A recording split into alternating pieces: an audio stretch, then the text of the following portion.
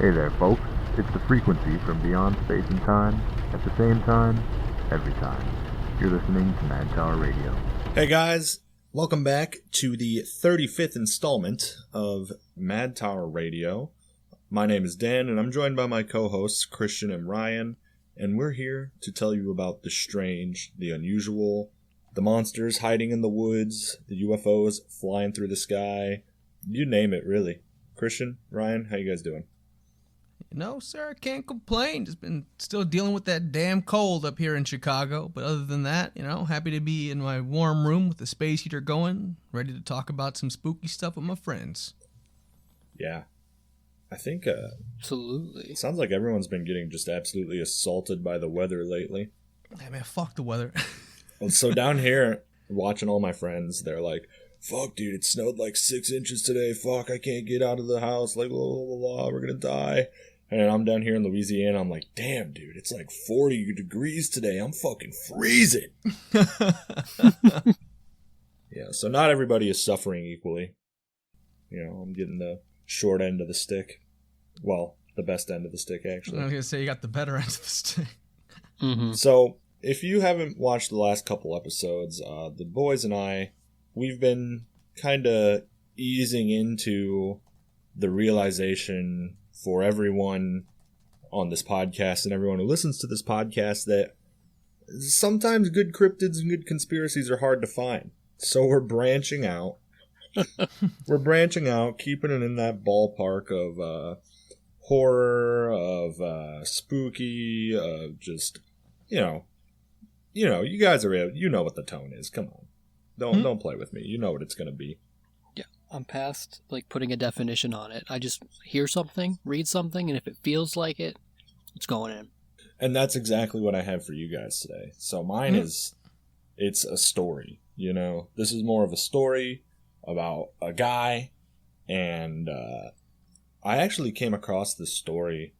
I was watching a YouTube video by a guy, Jacob Geller, and he does these really, really good video essays, and he had one called Fear of the Cold, and I watched that one, and it was fucking awesome, and he talked about this guy a lot in it. So, I went ahead and looked more into his story, and his story was so fucking cool that I was like, alright, we're talking about this on the show. So, without further ado, let me tell you guys about the North Pond Hermit, aka Christopher Knight. Right.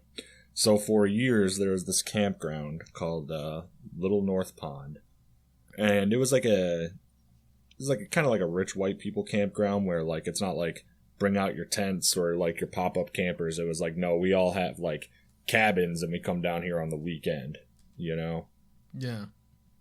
Mm-hmm. And this dude was just absolutely terrorizing this place, right?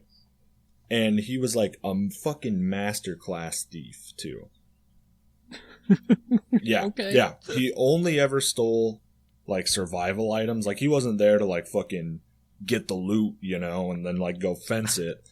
He took, food, flashlights, propane tanks, books, just, survival stuff, really, Yeah. Christopher Knight's reign of thievery ended in 2013, where he was arrested for over 1,000 burglaries he committed. My man.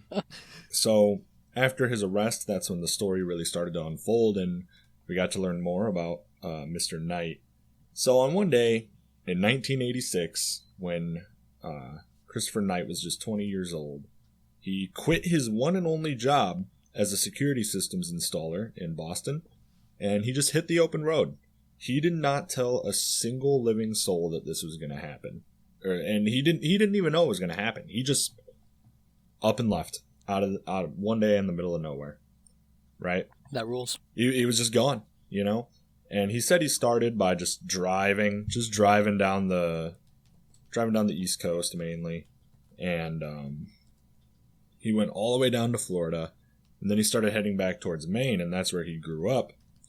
And he just drove so far into the Maine backwoods. He took a side road, and then he took a side road on that side road, And when the car was out of gas, he just fucking got out with like his backpack and a tent and just left. Damn. You know? Yeah. This dude was just like, fuck it, I'm going off the grid. You know? And so very quickly, food became his first issue. And he didn't want to be a thief. He didn't want to be like some vagrant criminal, right? He just wanted to go off the grid. So he started by trying to eat roadkill. Jesus. Nah. Yeah, and he said he only ate roadkill once, and then he was like, okay, I'm just going to steal from gardens. And then he was like, I'm only going to live outside. And then one night it was raining real bad. So he broke into like an unoccupied like cabin shed kind of thing and stayed there at night. But then he said that the tension of being caught was so great that he was like, fuck this, I'm never doing that again. So he slept outside. And eventually he found a spot that felt perfect, he describes. He says that he was like running along these ridges through these wetlands and nothing really just felt great, right? But he finally found the spot that was like perfect, and he said, okay, I'm staying here. And he had no map or compass either. And turns out that he was only 30 miles from his childhood home when he found that spot that was like, this is perfect, I'm staying here. And this man picked a spot that was so secluded and so desolate that he only had one interaction with another human in 27 fucking years out in the woods. Does that not count the vast suite of robbery he was committing? No. You never encountered them, or You never saw them. Oh, I never saw them. They never saw me. Okay. He was that good. Yeah, he was that good, you know? Dude was just, like, cracked out of his mind, just fucking, like, I don't want to see anybody. And I actually watched a video. It was, like, a little documentary interviewing all the people that, like, had places at these campgrounds and stuff. And the one guy that saw him was like, you know what? I'm going to just leave this guy alone because, quote, he looked like a Vietnam veteran dealing with PTSD. Definitely something you don't want to go fuck with. just extremely lucky. Right? Let the dude rock, for sure. Yeah. And it's crazy because he wasn't even like Knight wasn't even a big outdoorsman. He learned everything that he learned out there through trial and error. That's pretty cool.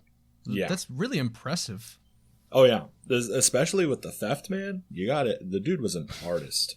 Okay. You know, that's true though. It's like how do you mess up so many times, you know, like learning it without being caught? Oh yeah. You know, or like something going to shit, like someone fucking shooting you or something like that. Yeah. Here's how fucking meticulous he was, dude.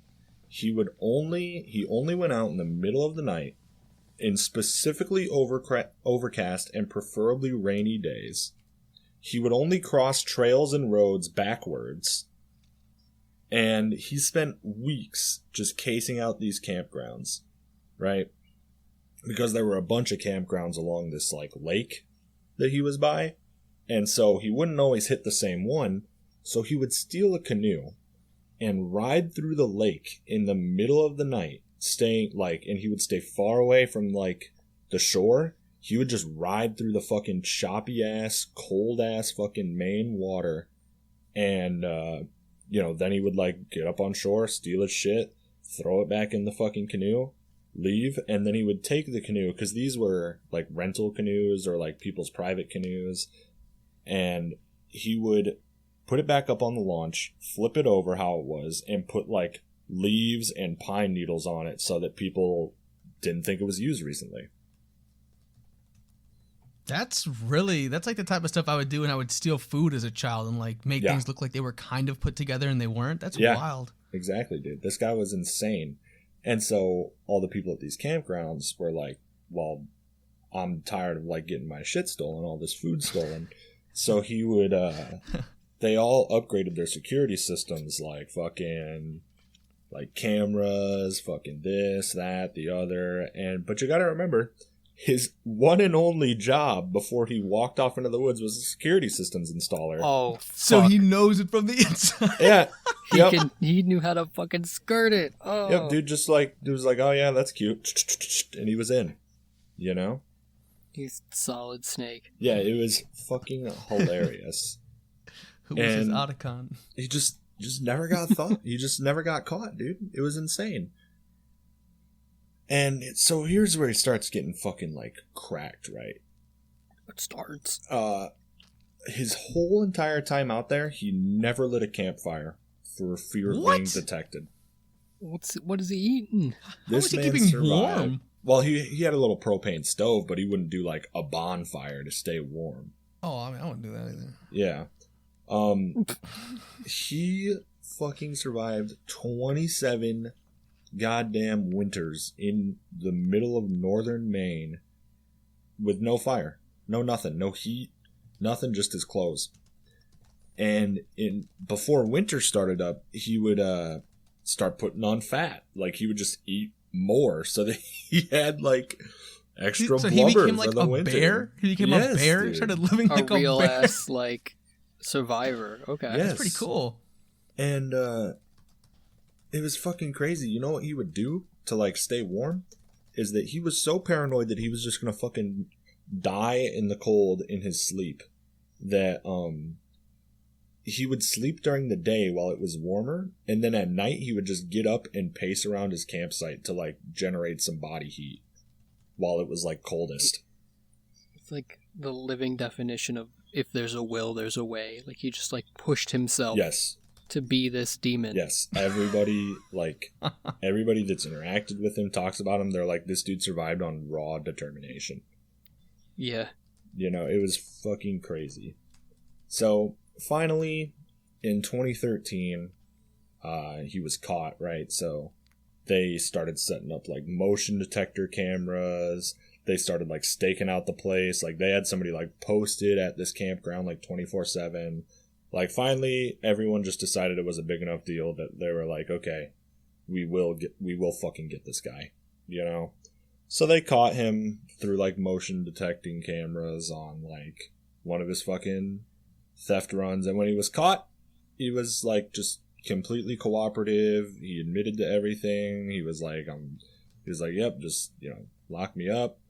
And everybody thought he was going to be like this fucking wild man, like this literal fucking caveman, you know? And in the interview, or the documentary I watched, they interviewed the arresting officers, and they were like, yeah, this guy, like, he was completely alone, but like, he was up to date on everything, because apparently he kept in touch with the world through like an AM radio. Like, homie would just wake up and like turn on his radio and listen to the news. Like, he knew what was going on. He fucking knew who the Kardashians were, what movies were out. Like, it was crazy. So, and he like stole millions of books, not millions, but he stole like a shitload of books, and he was like always just reading and reading and reading out there too, you know? Millions of books. They yeah, found this cave and like do something. Yeah. Everybody was like, dude, this guy's like super smart, you know? And the dude got super lucky too, because a lot of people, the judge and the justice system included, viewed him as mentally ill. So for his string of thousands of burglaries over 27 years, this man was sentenced to 7 months in prison and was enrolled in a social rehabilitation program. And that's it. Yeah, it should be. He didn't kill anybody. So, yep. Is the implied ethnicity of this man? He's a white guy, right? Yeah, he's a white guy. I guess because if it was just checking. Anybody else, they would have like shot him. Here's a picture of him on the arrest day. Oh, wow. If I don't see a beard on this man. There it is. So he had a beard, right? But this motherfucker was so smart that he would, before he went in there to, like, steal a bunch of shit, he would shave and give himself a haircut so that he looked like a normal dude. Yeah. Not like just some, like, cracked out guy coming out of the woods. You know? Check out, here's his campsite.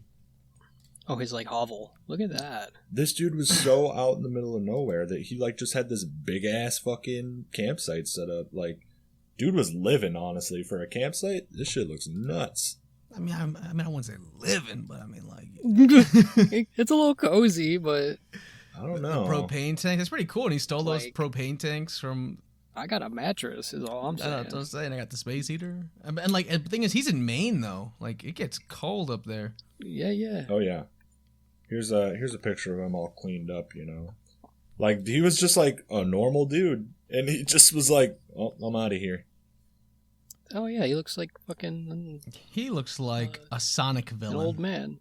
27 fucking years, bro. So look at that first picture I sent you of him, right?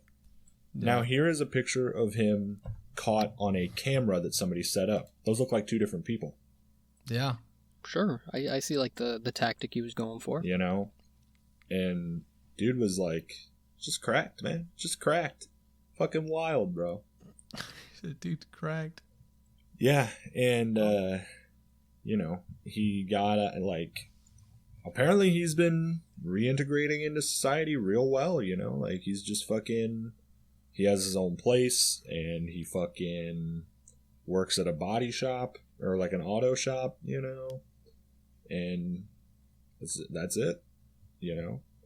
Now, They're just out of the game. He was just tired of that life. I mean, he got caught, you know? He wasn't, I don't think he was rushing exactly to fucking just run back into the woods and do it again.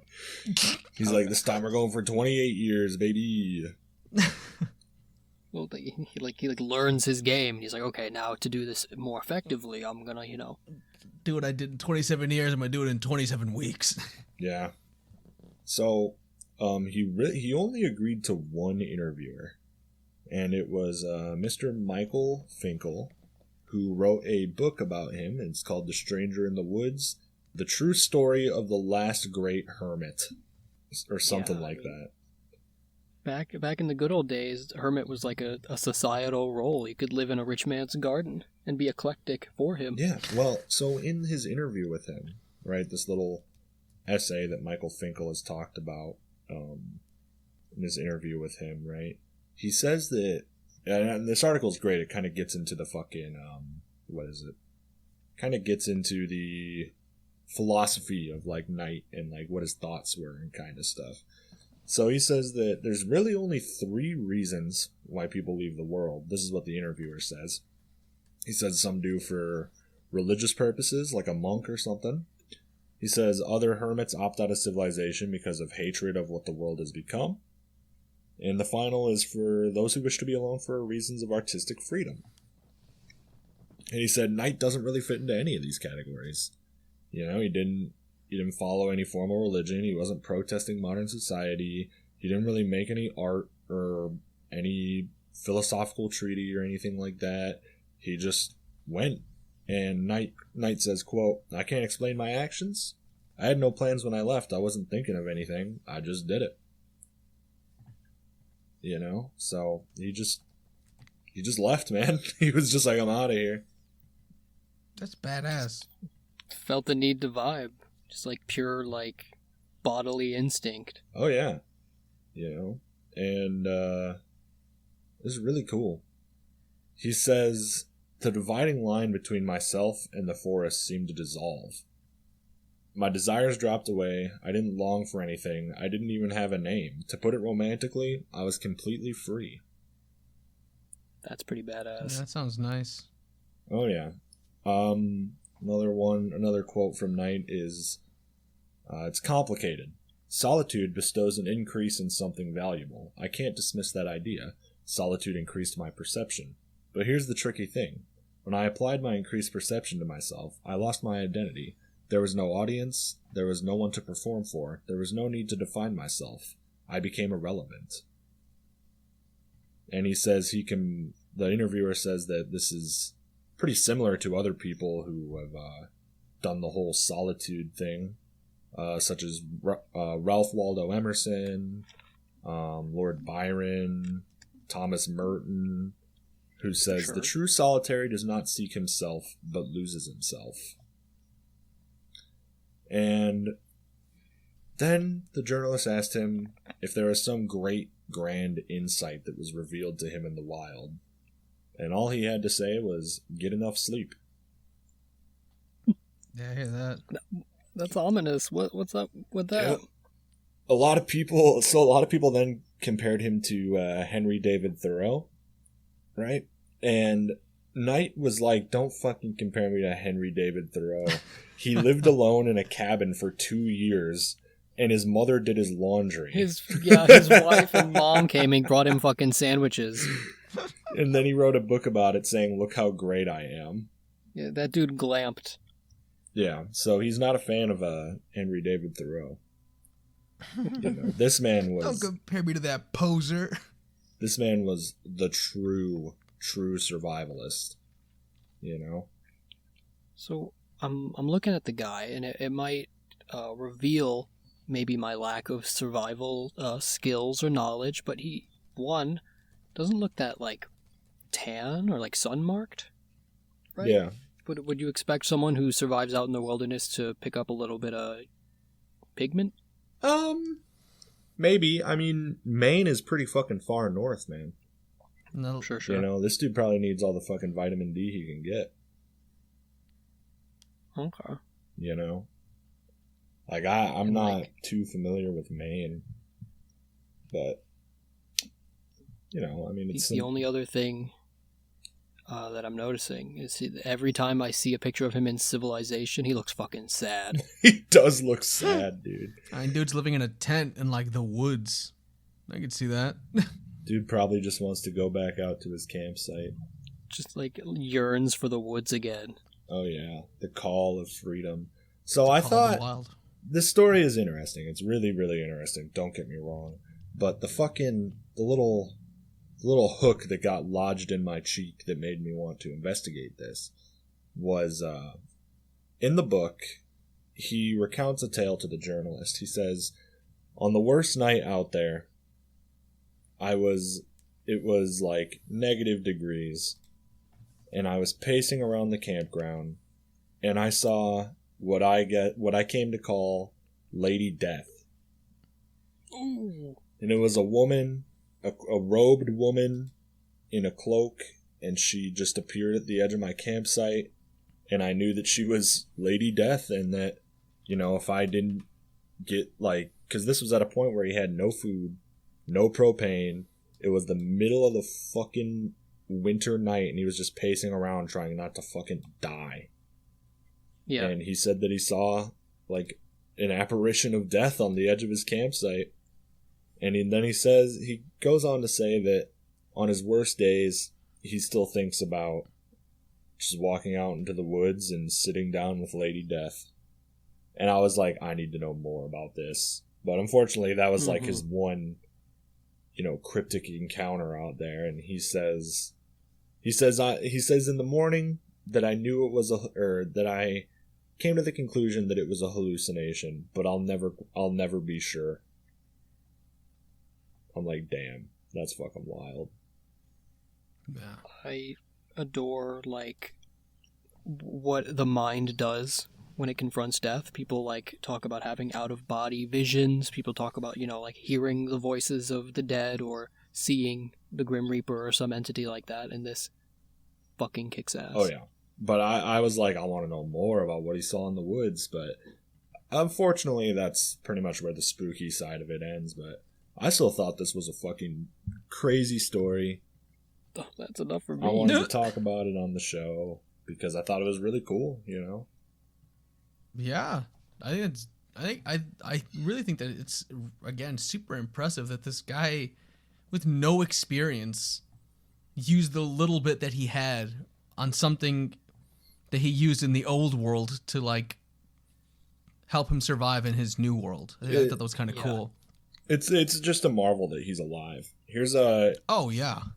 Here's a picture of him before he went into the woods.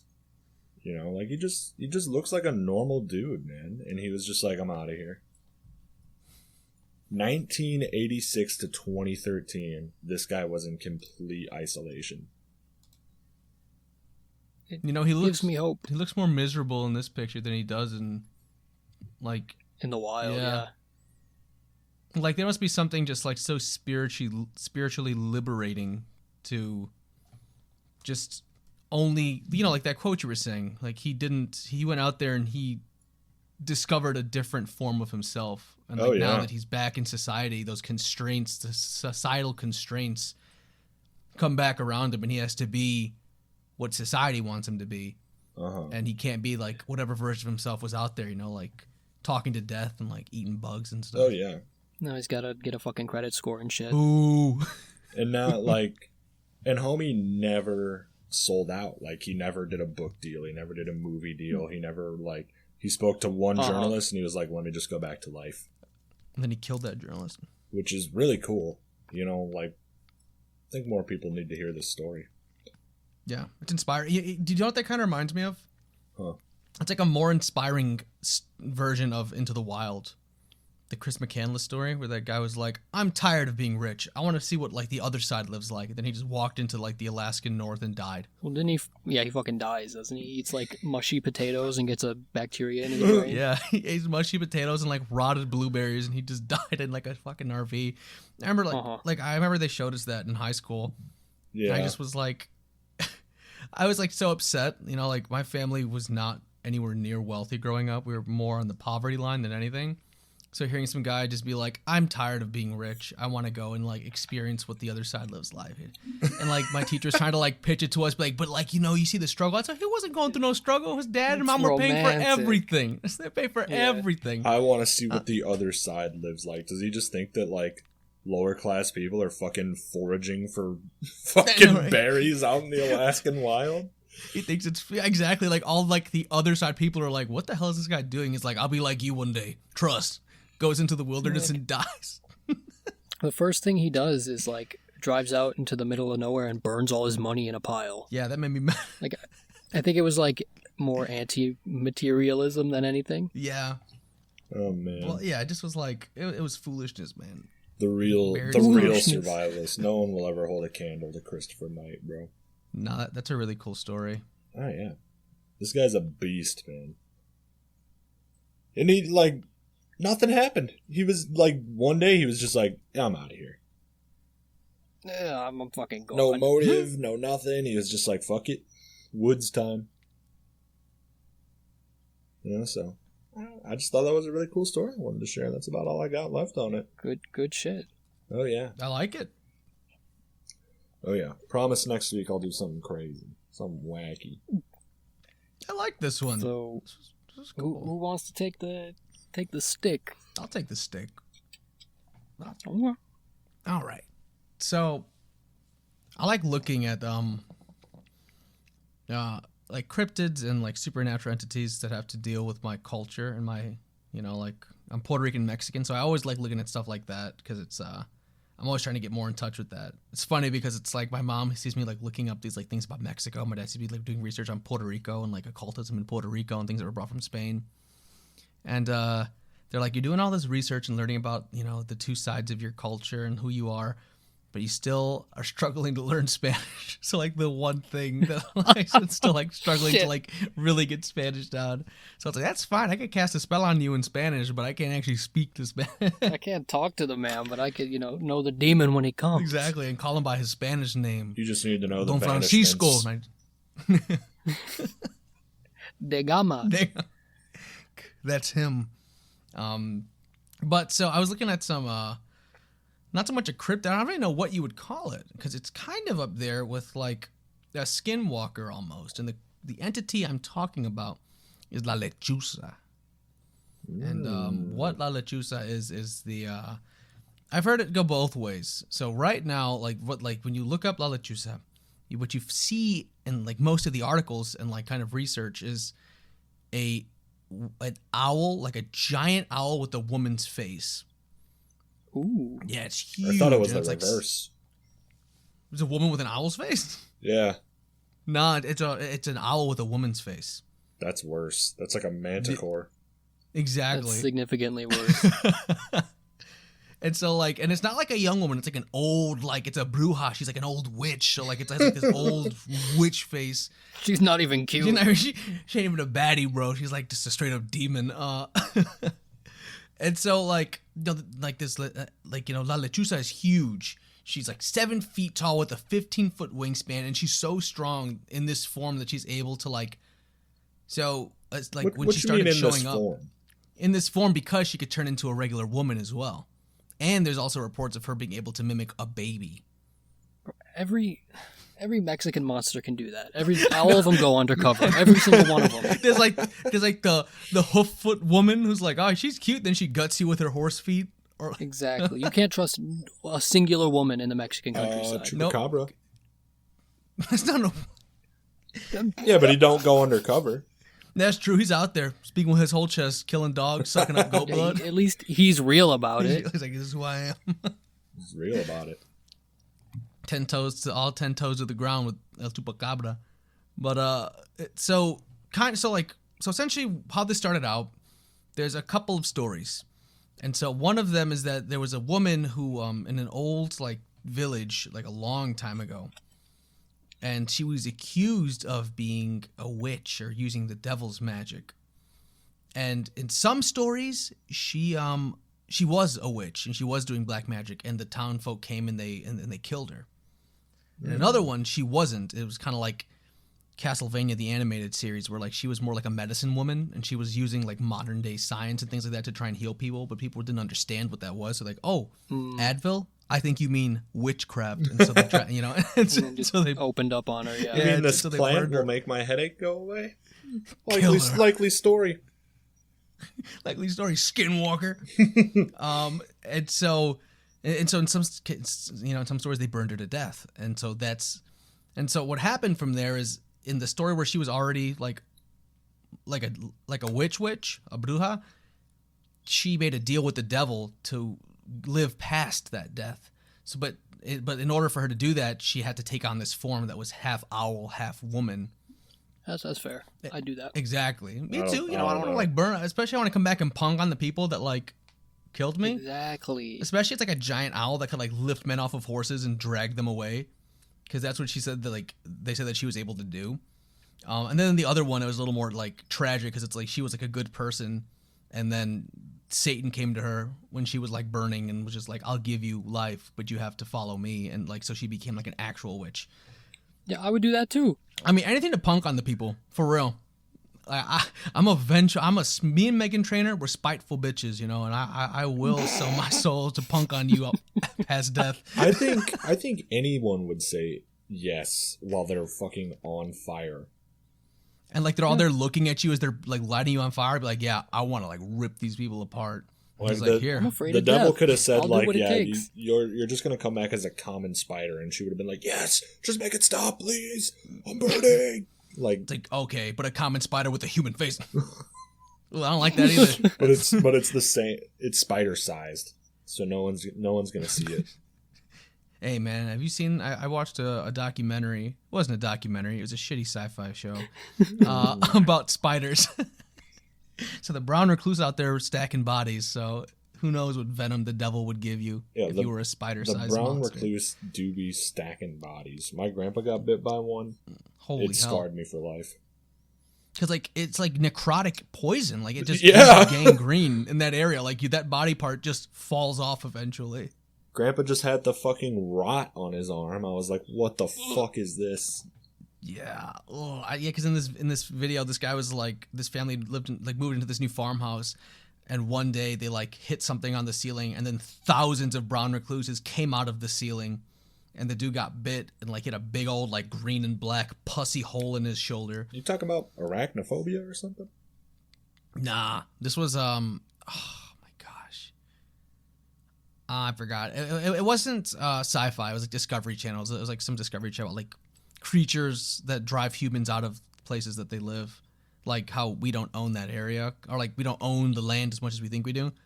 So it's funny because the guy was like, but I wasn't going to let that stop me, and I went back in to go show them I was boss. So just to be big and bad, I slept on the couch. He got assaulted by brown recluse spiders while he was laying on the bed. And I was like, yeah, you showed them pop fucking rotting there on the bed. He couldn't have been like, yeah, I'm going back in there with a can of Raid and a fucking lighter. He's just like, oh, I'm going to sleep in this house anyway? Yeah, literally. You So, deserve I'm gonna whatever do it. happened to you. Exactly. Well, he somehow only got bit by one, and eventually, apparently, like it went away, but like the nerves in his hands are all damaged now because like it rotted the nerves away, which is kind of badass. It's pretty metal. It's just like Pop has a dead hand, Pop's dead hand, and like he could like do superhuman feats, but only with the dead hand because the nerves are gone. He's like Kick-Ass in that hand, but only in that hand, in that arm, whatever. But I'm going on a tangent. Here's something that's really freaky about her. So she likes to go perch on your window and whistle to you. So like, Bitch, stop. yeah. So like, if you're like laying out at night, you know, in this Mexico and Texas area, you hear like, you know, like outside the window. But if it's really loud and in the same spot, and the bird outside looks bigger than usual, don't pull the blinds out, because that means that she's out hunting. You know, and it's usually she will go and kill men. And so that, you know, like anything with whistling, I can't stand. Because, you know, I haven't said that story about the whistling man or the whistler. And that story in itself was all kind of weird. Just like, yeah, dude killed his dad because he found out his dad was cheating on his mom when he put his skin in a backpack and walked around. It was wild stuff. But she kind of takes on these qualities of like, almost like, what was it? Was it the hellhound? Or like, if you saw one and it didn't kill you, it meant that something bad was going to happen. Like if you walked away from a hellhound encounter alive, you know, it's good that you survived, but that means that something bad was going to happen to your family. She kind of takes on, she has a I guess an ability like that, or like apparently like people who see her like, and she doesn't attack and kill them, and it's like, oh, she like made her presence known, and then like someone dies like the next day or something like that. Oh, like Mothman. Okay. Yeah, exactly. Yeah. Okay. Like Mothman. Man, what's the cooldown on that bad boy? That's what I'm saying, man. I don't know. Can she just show up like a bunch of people like in a row and be like, guess what? Everyone's family's dying. All hexed. It's a passive. It's just a passive AoE. She just flies by and people start dropping like flies. And one gets cursed by brown recluses. Dude, cryptids with the cooldown abilities, OP. OP. He's got the soldier syringe. She able to attack faster. But so here's the thing though. She is banishable. So apparently you can. Oh, good. Yeah. So like you can either surround yourself with salt or throw salt at her, and that will send her away. It kind of reminds me of that really crappy ghost hunting game that I showed you, where you could like load rock salt into a shotgun and like start firing it. Exactly. Oh, I was thinking yeah. the same thing. And so that, and my favorite is you can just start cursing at her. If she comes running at you, you be like, "You motherfucker!" Just start like just going ham on her, and that will like send her away. That's And a it makes- shitty weakness. That's like everyone's gonna swear. Exactly. Well, I guess like you have to like say it from your chest. Like I'm guessing you have to like speak from your chest when you're saying You gotta mean it. Yeah, keep like you're a bitch. Like yeah, like be like you're a bitch. Like say it with your full chest. Just like what a weird thing to have as your weakness, you know? Like your weakness is getting bullied. I'm a huge fan of cryptids with whack ass fucking weaknesses, like the Rougarou. If you leave like 13 small items on your porch, it can't kill you because it'll be too busy trying to count the things on your porch. And that's it. Oh, I've heard of. Well, that's like the Lantern Man. Like if he runs up on you, throw a lantern on the ground. He gets so mad at the lantern, he'll stand there stomping on the lantern for like 30 minutes, and it gives you time to run away. So, that's kind of what she is. But I actually brought this up because I tell my mom, and I was like, "Mom, I'm going to record." She's like, "What are you recording about?" She's like, I told her, we're doing the Mad Tower podcast, so we're talking about all things, scary and cryptid and spooky. And I brought up, I'm going to talk about La Lechuza. She goes, your grandfather said that he encountered that creature, right? And I was like, what? I was like, tell me. Yo. So when my grandfather was younger, you. like she tried to end my bloodline because she knew that I'd be too strong, so she tried to kill my grandpa before I was born, but it didn't work. So essentially what happened is when my grandfather was younger, he was living in, like they lived in Laredo, Texas. And so he worked on like a big, like he worked outdoors mostly, working like with like ranch authority and like ranch security and stuff like that. So from what they told me, he and some other young men were like, there was a fight at a bar or a fight at something like that, and they left. And like there's, of course, like, a woman was involved and like kind of stuff started happening, whatever. It just was an altercation at the bar. I can't really tell you what it was because my grandfather's A, dead, and B, no one else remembers it. So, Christ. Fair enough. And so, I guess they, from what I gathered, they went to work that night and they were riding in, throughout the ranch. And at one point they heard like a shriek, but it sounded like the mix of a barn owl shriek, but a woman screaming as well. And they turned around and a massive. So here's where it kind of diverges. Most people say that they see an owl. Yeah. Mm-hmm. My grandfather and the men that were with him said that we saw a giant bat with a woman's head flying over us. What the fuck? A regional variant. Exactly. Like, it's the shiny edition of it. It's the shiny Pokemon. Yeah. And it started like dive bombing them. And then eventually it landed out in front of them. And they all pull out their rifles. And then from the bat, it turned into a woman and started walking towards them. And they ran and they turned their horses around and they sped off. And that was my family's encounter with La Lechuza. I love and that. so from they all right? pulled out their rifles and just fucking let it rip. Opened up on them, yeah. Well, here's something that's wacky about La Lechuza. I couldn't say it for a second. About La Lechuza is that apparently if you shoot at her and you hit her face, the bullet will immediately enter whoever shot. That's so stupid. Shit, she gets more powerful by the second. But that was, so that was my family's encounter with this entity, and I thought it was really cool because I love owls to death. But anything like that's like a harpy kind of creature, I never liked it. Like I remember I was watching Jason and the Argonauts when I was a little kid. That 1952 ass stop motion Yes, movie. dude, remember the harpy showed up, that blind guy's like, leave me alone. They kept taking his food. I didn't like that. That's a good movie. And Dan's over here blowing up the Discord, making me scared. Dude, these are in the some, middle of the day. With the there's some Lechuza really pics, scary pics of Lechuza. Yeah, they really are. I gotta get the one my grandpa took. I'm gonna post it right now. No, I'm just That's kidding. like the that's like the fucking what was it? When you were talking about La Llorona? And they just started airing it out at the birthday party? Yeah, dude, you came out flying. Kid just like, what's happening? And you're, ah! I wonder how many times though, like especially with La Lechuza, if it's like, like apparently like you could curse at her and she like will run away. What if like, cause you know how like superstitious, especially like Latino culture can be.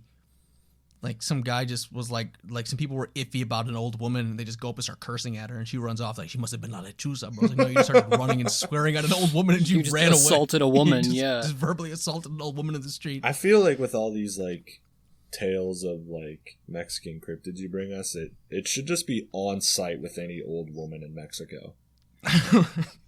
You see them, you're just like, I don't know if I'd trust that elderly woman in the distance. She might be some type of demon, and that's not fair to old Mexican women. Where's the old Mexican men creatures? Huh?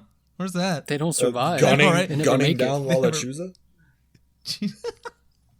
Exactly. They're out fighting the secret war. All right. Airing it out at a birthday party when La Llorona shows up in the wood line? There's this like well spread video of a owl flying into a church in Mexico, right? No way. And the superstition around it is, they're trying to sing, they're trying to yell, they're trying to get it out of the barn. And the video is the whole congregation, like, shouting up at the owl, and he's just bobbing his head up on the rafter, dancing to the music. I saw that video. He's schmooving up there. Just like, He don't give a shit. hell yeah. Barn owls are great. I actually watched a YouTube video. I forgot a YouTube channel. I forgot what the guy's name was. And he raises barn owls. So you get to see them go from like little disgusting scrotum sack birds to like glorious. Demons? Yeah, to like glorious La screech owl Lechuza? demons. Damn, bro. La chorizo, bro. The La sausage. Chorizo. Chorizo con huevo. But so that is, that's my creature that I brought to the table. I thought it was really cool. Again, I have some other ones as well that I do want to bring up eventually.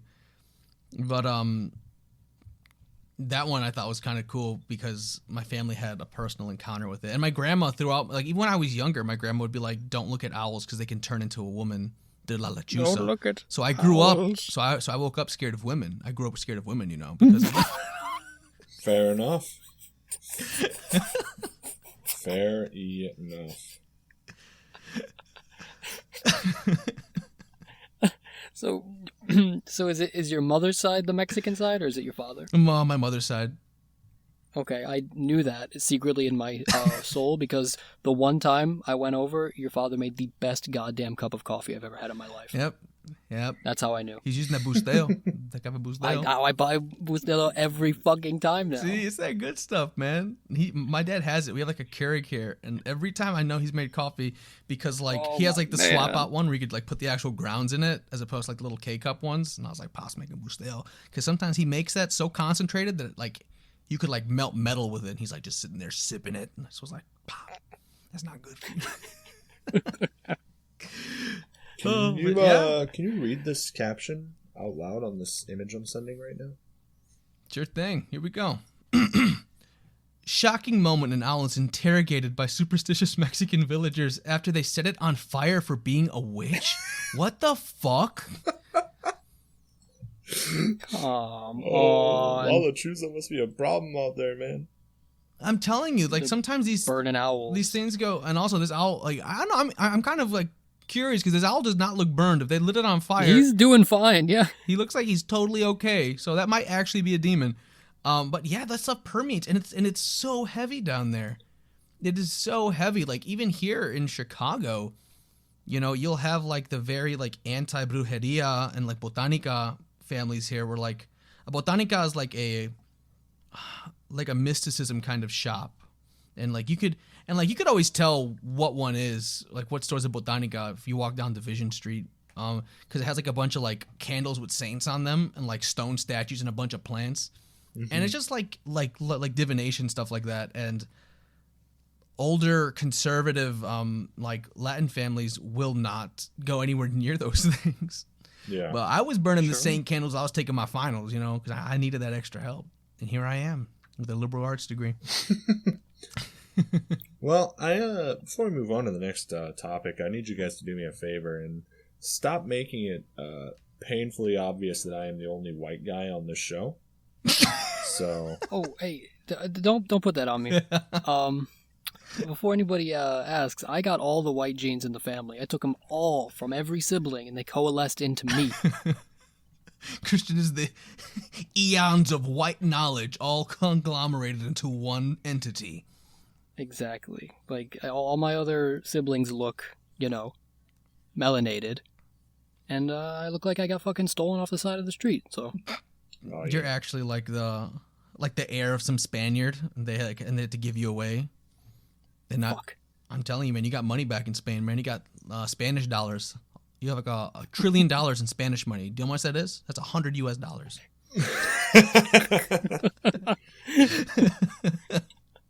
Oh, so it sounds like you're getting ready to lean it on off and pass it over? I am. Take it away. Okay. So, this doesn't always happen to me, but I got a little bit ahead of the game this week, and I actually have this week and next week's creatures ready to discuss. So I'm going to lay them out both for you right now and let you pick the one you want to hear about. Okay. So, first up, we have the Mad Gasser of Mattoon. The what?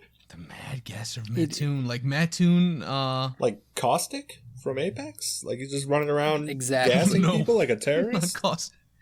A creature or a person or thing that in a small town in the 40s just had a series of debilitating gas attacks. What the fuck? Or Gas attacks. we have for you the Loveland Frogman. Ooh. These are tough choices. I know, they're winners. Ryan, what are you thinking? Oh man, I kind of want to hear about Caustic because that just sounds really cool. I you know what? Yeah, let's hear about the fucking gas bombing terrorist. Okay, so I'm glad you picked him. He was the one I had originally deigned for this episode, so I don't have to change my tabs around. So, the Mad Gasser of Mattoon is the name given to a never discovered, never caught criminal, or maybe entity, or maybe demon, who in 1944 went on a rampage in this small town of Mattoon, Illinois, just south of where we investigated Airtight Bridge. Uh-huh. Oh, really? Yeah, it's right down there. That's it sounded crazy. fucking Yes, familiar. Mattoon, Illinois. It's on that's like an Amtrak stop. It's right down on the way, you know. Holy shit. And so this town had been attacked by what they called the Mad Gaster, or the anesthetic prowler, or the phantom anesthetist. How do you say that word? Anesthesiologist. Anesthesiast. That's nuts. Yeah, that's... And so all of the reports go, yeah, we were just kind of laying in our house one day, or just hanging out in the 40s, nothing good to do, the war's going on, and we would get this weird smell, and then my legs wouldn't work. Oh, What? I would just go completely numb. what the fuck? The horrifying. first one is like a man wakes up at night and he's extremely sick for no reason. He starts like vomiting out of nowhere, and he goes to find his wife, and she's like unable to move. She's completely paralyzed. What? What? And one of them goes and finds that like the window was open in the bathroom, and that perhaps the Mad Gasser had hit him. What Got the gassed fuck? on. That's crazy. So did you like nerve gas or something? It's 1944, bro. I don't know what they have. Like, is there any kind of unsavory Gas? gas? I mean, mustard gas? being made. Oh no!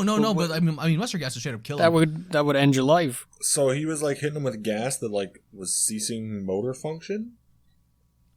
The most common is nausea and like paralysis, like very short paralysis. It maybe like it was carbon monoxide? See, that's what the people Yeah, I are was just about saying. to say. After like the first week, it was considered a case of mass hysteria because so many houses were reporting this attack and like freaking out at night. Like the mayor had to be like, Oh. "There's no Mad Gasser. We're not all getting blasted back. Everybody stay calm. It's probably carbon monoxide." There is no mad Oh. gasser. Do you know what was around at the time though? Something called sarin.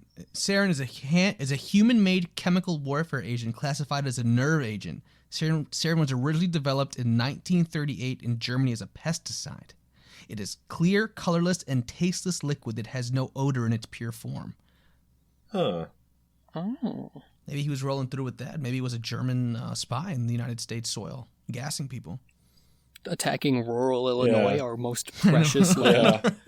Yeah. So over the course of like the weeks or so, people would say, "Oh, I looked outside and saw a dude creeping in my window, and then I saw like this rag on the ground, and then I smelled the rag, and I like got really sick and couldn't move my legs." Then I gave the rag a little whiff. I just smelled the I mystery passed out. rag.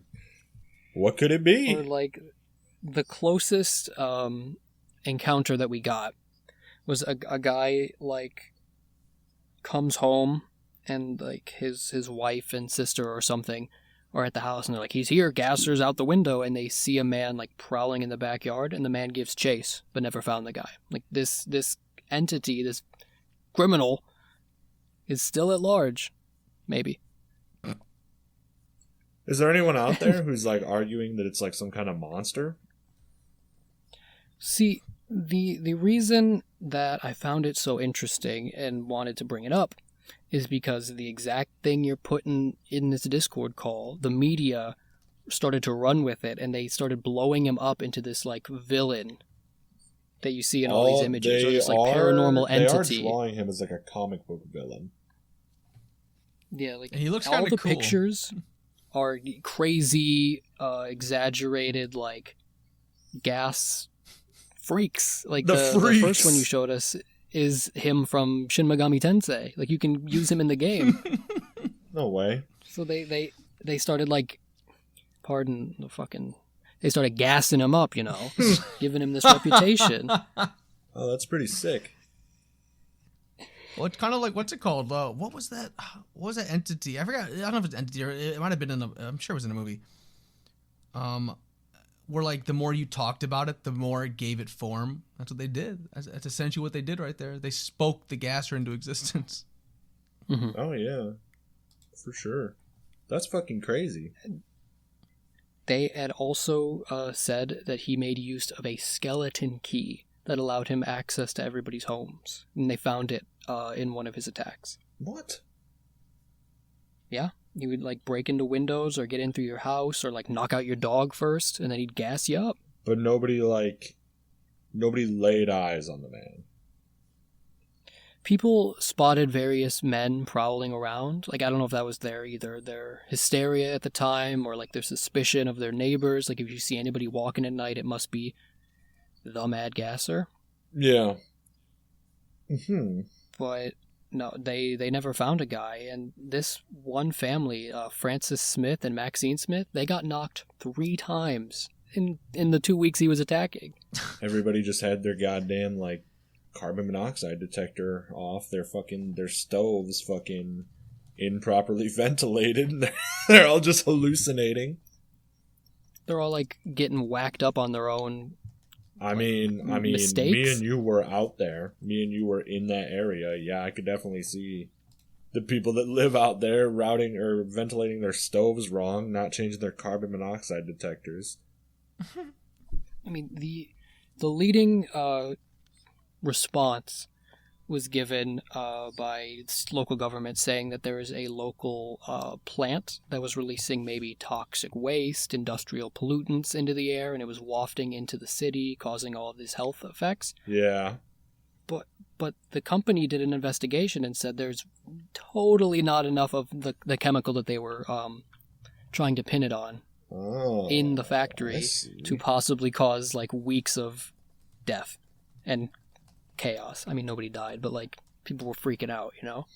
That's I mean, interesting. I'd freak out if I went paralyzed for a bit. That's kind of, I mean, that's spooky for sure, but I don't know, maybe something in the water? Maybe like, I don't know, it could have been a myriad of things that's, excuse me. I mean, it's almost like a hum incident like you were talking about a couple episodes ago. Like if one person gets it and they freak out and the media really picks it up, it could become anything. That's insane. And the sort of button on the end of the story, and it's got a couple like unsavory notes to it, but the final incident of the Mad Gasser's reign of terror, he went on a streak of from August 31st to like September 13th-ish, just gassing the shit out of people. That's so... And what's up? No, I was saying that's so wild. Like that's just like crazy. And the final person, Bertha Birch, had an encounter with the Mad Gasser and said that she saw what appeared to be a woman dressed up as a man skulking around, and that maybe it was some kind of disguised assailant. And that's as close as anybody ever got to finding it, or her, or it, or whatever it may be. Insane. That's crazy. And it got picked up by the Journal of Abnormal and Social Psychology, calling him the Phantom Anesthesist, and it just became, this creature. It became this entity of like popular myth. So much so, you can get little toys of him now. Did you see Is that anything what that about Lego was? this comic book that was made about it? That too. Yeah, I was gonna try and see if I could find some scans of it for you, but he just the gasser took on a life of his own. Yeah, after and this. whoever the artist is, this shit looks fucking sick. You gonna do a group read along of the comic book? Let's do it. It's the Mad Gasser, bro. There he is. What are his motives? It gives me like Junji Ito vibes. Like, what was the one with like this, like the town covered in mist? Yeah. The Mad Gasser. That's so fucking cool. I mean, like your guy at the beginning, simply felt the urge one day to go out in the woods and live just a new life. start Maybe gassing someone people. Was like, I'm not gonna kill them. I'm not gonna even rob them. I'm just gonna put a gas grenade in their house, like caustic, let them freak out a bit, and just start laughing from my Might porch. be fun. Yeah. And the worst part is we never found him. I think that might be the best part. Do you? Yeah, who knows? Who knows when the Mad Gasser will strike again if he passed on his legacy, Yeah, who knows if he passed gas, Elijo if you de will. Mad Gasser. you know? Fuck that. That's fucking cool, man. But that's it for you. A little bit of local fun for it. Yeah, I love that. What if he showed up when you guys were doing the ghost hunt? Bro, I would have fucking Sort of capped his Fucking ass. Joe just Gassing get me? yeah, freaking Dom just gets paralyzed in his legs. falls in the Oh, river. we would have left Dom's ass behind. Shit. He fell in the water, guys. He's dead anyway. We gotta get out of here.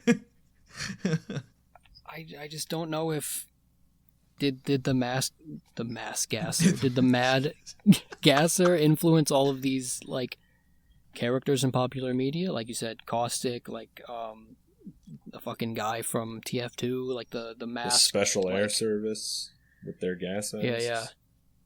All of the SAS is inspired by the Mad They Gasser. saw dude dude art who of went the Mad crazy. Gasser, and they were like, "Yo, that's a hot look." That's We rad. need our special forces to look like this guy. Oh my god. Jesus. I like that. That's a really cool story. I didn't know that. I'm happy you brought that one to the table. Now I'm excited for next week with the Frogman. Oh, the Frogman's a winner. I hope you're all ready for that. Oh, that's Means I gotta fucking get awesome. I gotta get something to one up it. Well, if everybody's finished telling their tale, I think we can kind of wrap this up, Sounds Sure. like a plan to me. Well, Take us home, Dan. as usual, folks, this has been Mad Tower Radio, episode 35. If you want to get in contact with the Mad Tower Radio, you can email us at supermadtower@gmail.com. Hit us up on Twitter and Instagram at Mad Tower Radio. Comment on the video and tell us what kind of cryptids, conspiracies, ghosts, goblins, spooky stories you would like to hear featured on the podcast. Send us your ghost stories and we'll share them on the podcast. Don't forget to subscribe. And really, that's all I got. You guys got anything? No, I don't. Christian's dead. All right. This has been Mad Tower Radio, ending transmission. A frequency beyond space and time. Unspeakable knowledge. It is Mad Tower Radio.